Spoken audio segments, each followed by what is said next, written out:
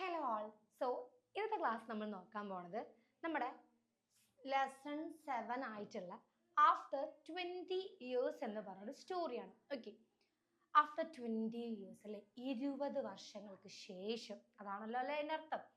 Okay, അപ്പോൾ 20 വർഷങ്ങൾക്ക് ശേഷം രണ്ട് വ്യക്തികളുടെ ഇടയിൽ നടക്കുന്ന ഒരു വളരെ അൺഎക്സ്പെക്റ്റഡ് ആയിട്ടുള്ള എന്നാൽ ഒരു ട്രൂത്ത്. ഓക്കെ, അവിടെ ഒരു ഫ്രണ്ട്ഷിപ്പ് കാണിക്കുന്നുണ്ട്, ആൻഡ് ഒരു ജസ്റ്റിസ് കാണിക്കുന്നുണ്ട്, ഒരു ഡ്യൂട്ടി കാണിക്കുന്നുണ്ട്.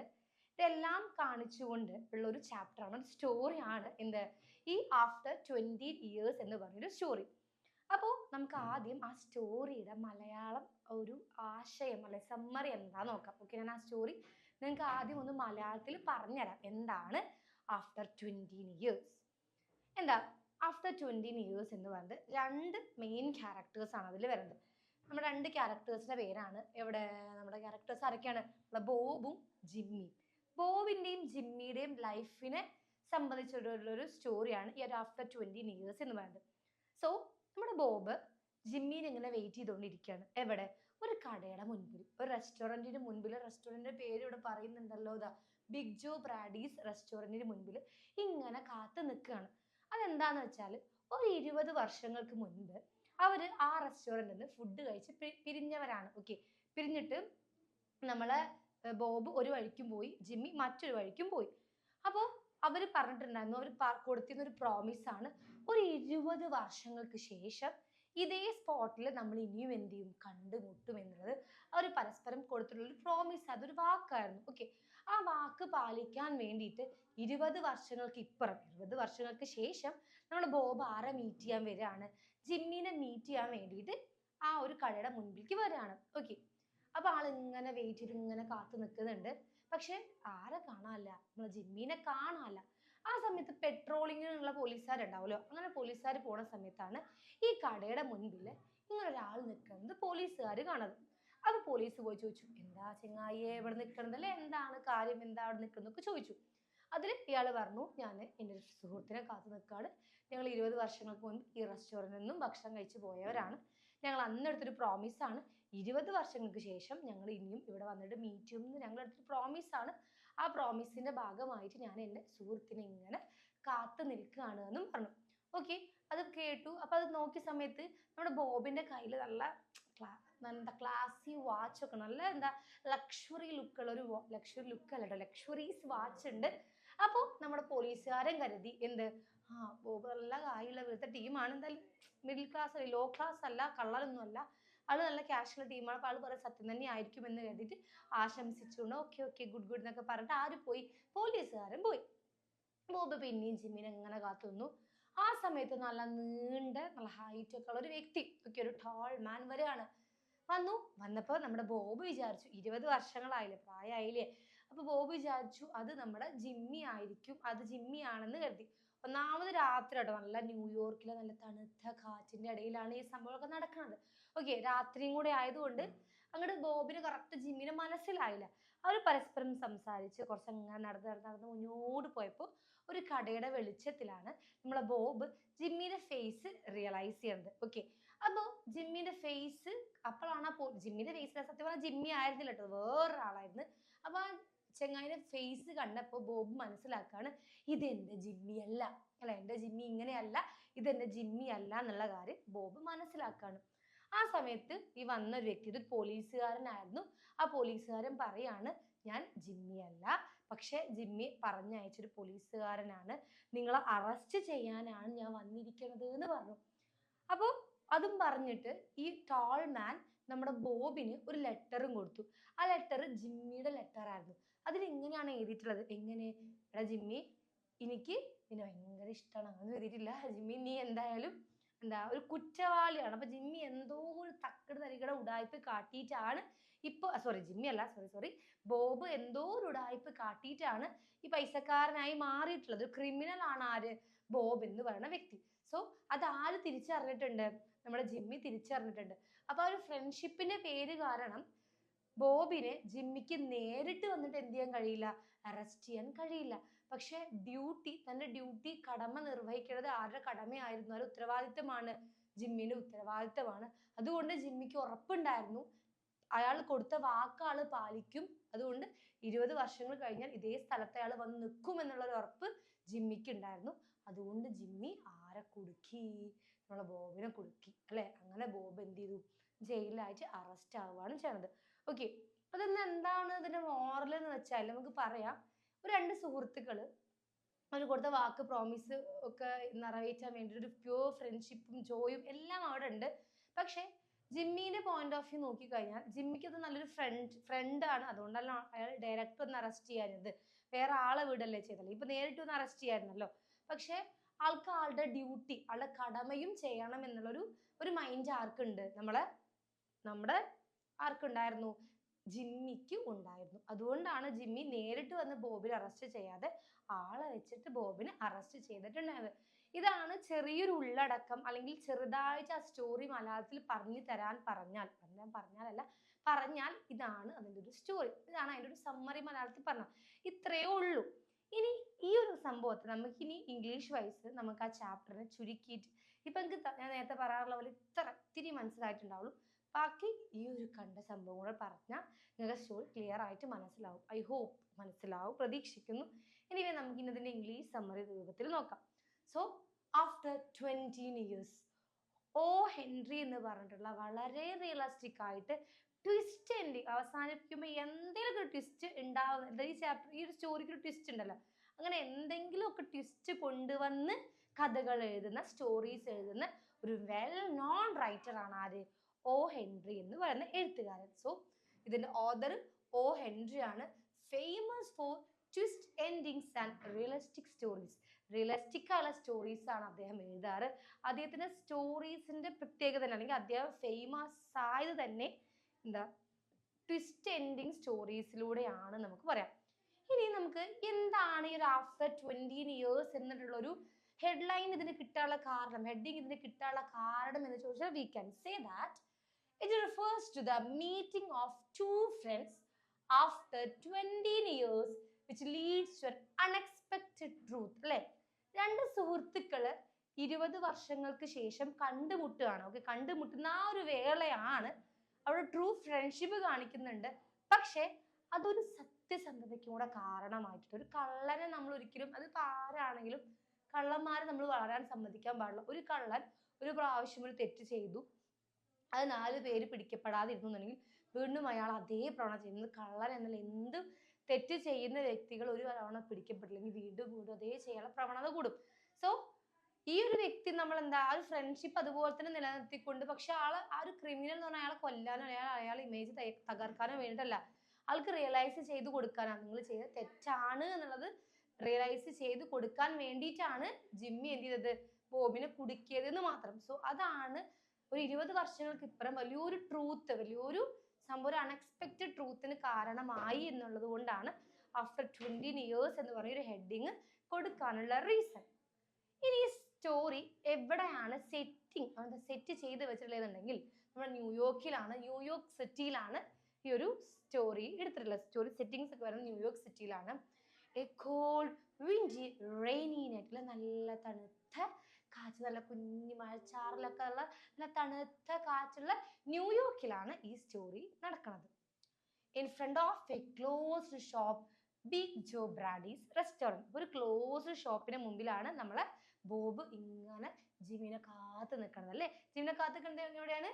ബിഗ് ജോ ബ്രാഡീസ് റെസ്റ്റോറൻറ്റിന്റെ മുമ്പിലാണ്. ഒരു ക്ലോസ്ഡ് ഷോപ്പാണ്. ആ ഷോപ്പിന് മുമ്പിലാണ് ബോബ് നമ്മളെ ജിമ്മിനെ വെയിറ്റ് ചെയ്യണത്. ഓക്കെ, എവിടെയാണ്? ന്യൂയോർക്കിലെ തണുത്ത കാറ്റുള്ള ആ ഒരു സ്ഥലത്താണ് ഈ സംഭവം നടക്കുന്നത്. ഇനി മെയിൻ ക്യാരക്ടേഴ്സ് 3 ക്യാരക്ടേഴ്സ് ആണ് വരുന്നത്. ഒന്ന് നമ്മുടെ ബോബ്, മറ്റേ നമ്മുടെ ജിമ്മി, പിന്നെ ആ പോലീസ്മാൻ. ഓക്കെ, പോലീസ്മാൻ എന്ന് പറഞ്ഞാൽ ഠാളായിട്ടുള്ള പിടിച്ച് അറസ്റ്റ് ചെയ്യുന്ന പോലീസ്മാൻ. എന്താ? Bob, a man who goes to the west and becomes rich but a criminal. നമ്മുടെ ബോബ് വെസ്റ്റിലേക്കും തിരിഞ്ഞു, ജിമ്മി ആ ന്യൂയോർക്കിൽ തന്നെ നിൽക്കുകയാണ് ചെയ്തത്. അങ്ങനെ നമ്മുടെ ബോബ് ഈ വെസ്റ്റിലേക്ക് തിരിഞ്ഞു പോയിട്ട് അവിടെ നിന്നാണ് കോടീശ്വരനായിട്ട് വരണത്. ആ സമയത്ത് ന്യൂയോർക്കിൽ തന്നെ നിന്ന് ജിമ്മി അവിടെ തന്നെ നല്ലൊരു ജോലിയായിട്ട് പോലീസൊക്കെ ആയിട്ട് തുടരുകയാണ് ചെയ്തിട്ടുണ്ടായിരുന്നത് അല്ലേ. അപ്പോൾ എന്താ, ബോബ് എങ്ങനെയാണ് വെസ്റ്റിലേക്ക് പോയിട്ട് നല്ല കായുള്ളവനായി പോന്നു. പക്ഷെ ആളൊരു ക്രിമിനലുമായിരുന്നു. ജിമ്മി ആണെങ്കിലോ ബോബ്സിന്റെ ഫ്രണ്ട് ആണ്, ഇപ്പൊ ഒരു പോലീസ് ഓഫീസറുമാണ്. പോലീസ്മാൻ എന്തിനാ വന്നേ? പ്ലെയിൻ ക്ലോത്ത്സ് ഒക്കെ ഉള്ള സാധാരണ ഒരു മനുഷ്യനാണ് ബോബിനെ അറസ്റ്റ് ചെയ്യാനായിട്ടായിരുന്നു ആ പോലീസ്മാന്റെ എൻട്രി എന്ന് പറയുന്നത്. സോ 3 ക്യാരക്ടേഴ്സ് ആണ് വരുന്നത്, ബോബും ജിമ്മി പോലീസ്മാനും. ബോബ് വെസ്റ്റിക്ക് പോയിട്ട് കായിക്കാരനായി വന്നു, പക്ഷെ ഒരു ക്രിമിനൽ ആയി പോയി. ജിമ്മി ആ ന്യൂയോർക്കിൽ തന്നെ നിന്നു ഒരു പോലീസ് ഓഫീസറായി മാറി. പോലീസ്മാൻ നല്ല നീണ്ട ടോൾ ആയിട്ടുള്ള നോർമൽ ഡ്രസ്സൊക്കെ ധരിച്ചിട്ടുള്ള ഒരു പോലീസ്മാൻ ആണ് ബോബിനെ അറസ്റ്റ് ചെയ്യാൻ വേണ്ടി വന്നതായിരുന്നു. Beginning of the story. ഈ സ്റ്റോറിയുടെ തുടക്കം എങ്ങനെയാണ്? A policeman is on night duty in A quiet street അല്ലെ, ഒരു പോലീസുകാരൻ പെട്രോളിങ്ങിന് വേണ്ടിയിട്ട് ആ സിറ്റിയിൽ ഇങ്ങനെ അലഞ്ഞു തിരിഞ്ഞിങ്ങനെ നടക്കുകയായിരുന്നു. He meats a man standing in A doorway. ആ സമയത്താണ് നമ്മുടെ ബോബ് ഇങ്ങനെ കൈയൊക്കെ കെട്ടിയിട്ട് ഒരു സിഗരറ്റ് ഒക്കെ വലിച്ച് ആരെ കാത്തു നിൽക്കുന്നത്?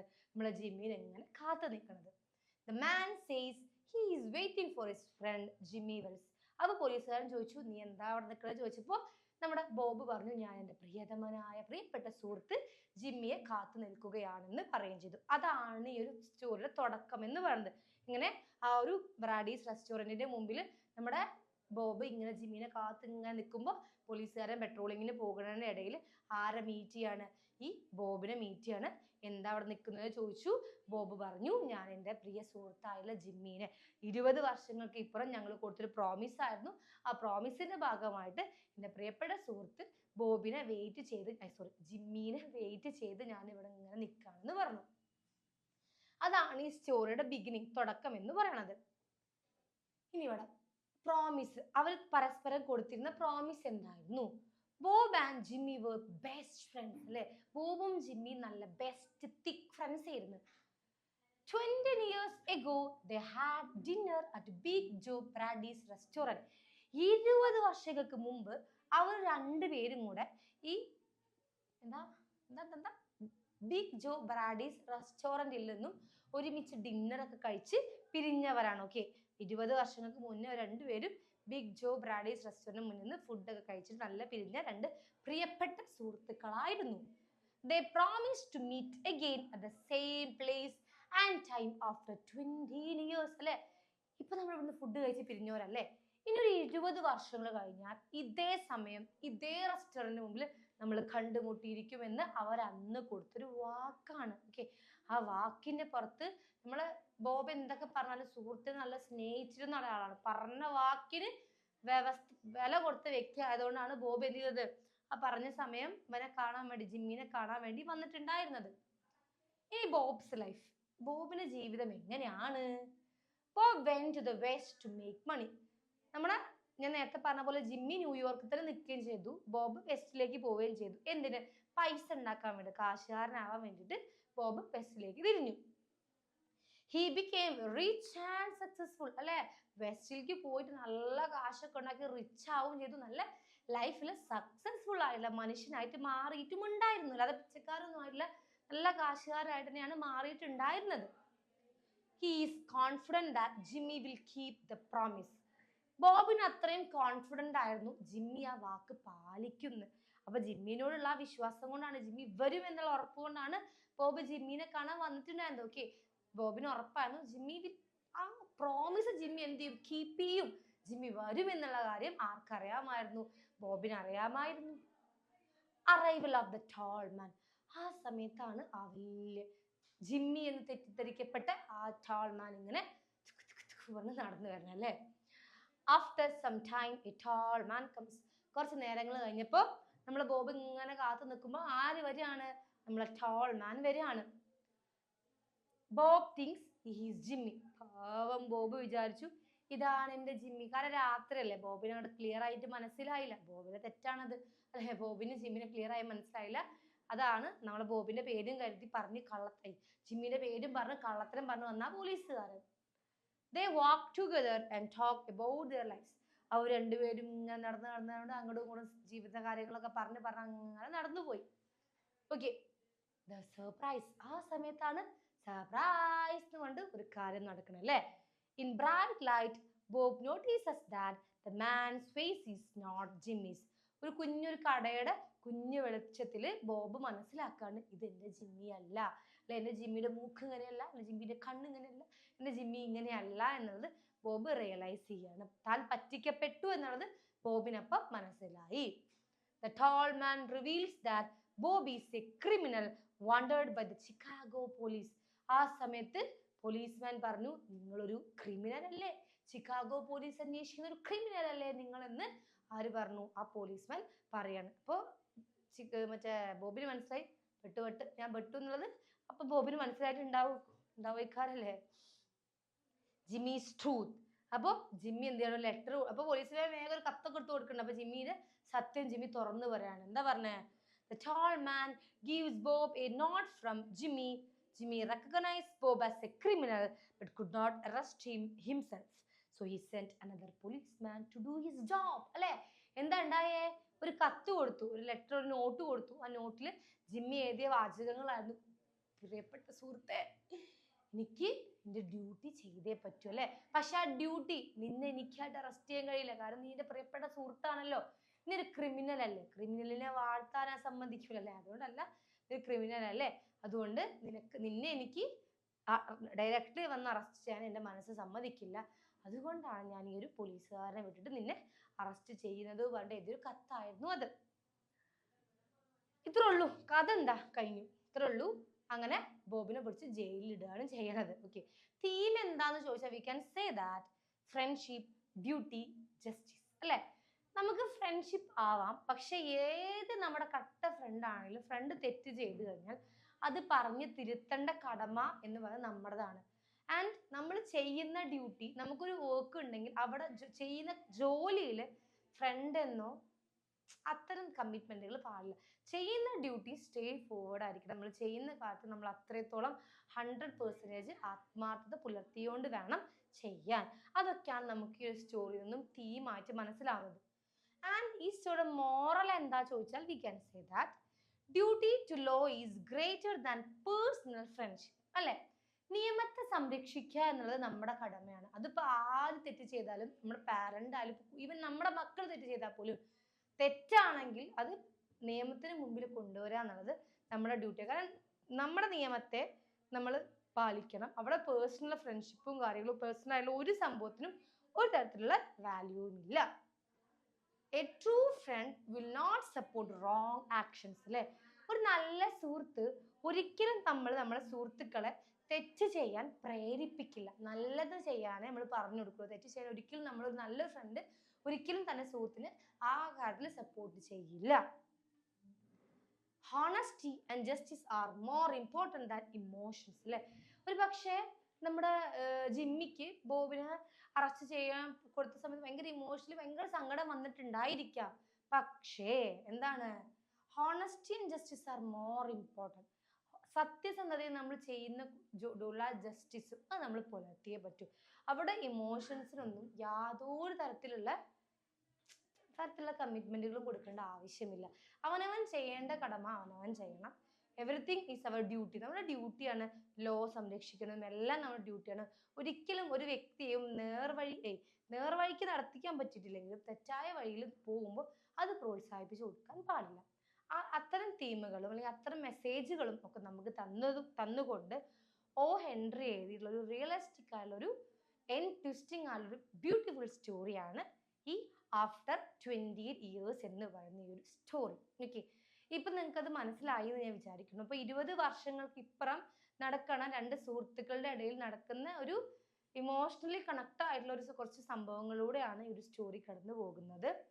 ഇപ്പം ഞാൻ മലയാളത്തിലൊരു കഥ പറഞ്ഞു തന്നപ്പോൾ ഏകദേശം ധാരണ കിട്ടിയെന്നും ഇംഗ്ലീഷിൽ ഓരോ തീം വൈസും ഓരോന്ന് പിക്ക് ചെയ്ത് പറഞ്ഞപ്പോഴും ഒന്നുകൂടെ ഒരു ഐഡിയ കിട്ടി എന്നും വിചാരിക്കുന്നു. ഇതൊക്കെ നിങ്ങൾക്ക് പോയിന്റ് ആയിട്ട് സ്വന്തമായിട്ട് എലാബറേറ്റ് ചെയ്ത് എഴുതാവുന്നതേ ഉള്ളൂ. ഇനി നിങ്ങൾക്ക് ടെക്സ്റ്റ് ആ ചാപ്റ്ററും കൂടെ വായിച്ചാൽ, സെക്ഷൻ വൈസും കൂടെ വായിച്ചാൽ ഈ സെയിം സംഭവം തന്നെ സെക്ഷനിൽ കൊടുത്തത് നിങ്ങൾക്ക് ഒന്നുകൂടെ ക്ലിയർ ആവും. ഈ ഒരു സമ്മറി കേട്ടിട്ട് അത് വായിക്കുമ്പോൾ ഒന്നുകൂടെ ക്ലിയർ ആവും, കാരണം പറഞ്ഞ പോയിന്റ്സ് ഒക്കെ അതിലൂടെ ഇങ്ങനെ ഓടിച്ച് പോകുമ്പോൾ. Okay, so I hope you can understand the story അല്ലേ, മനസ്സിലായെന്ന് വിചാരിക്കുന്നു. സോ ഇന്നത്തെ ക്ലാസ് ഇത്രയേ ഉള്ളൂ. ബൈ.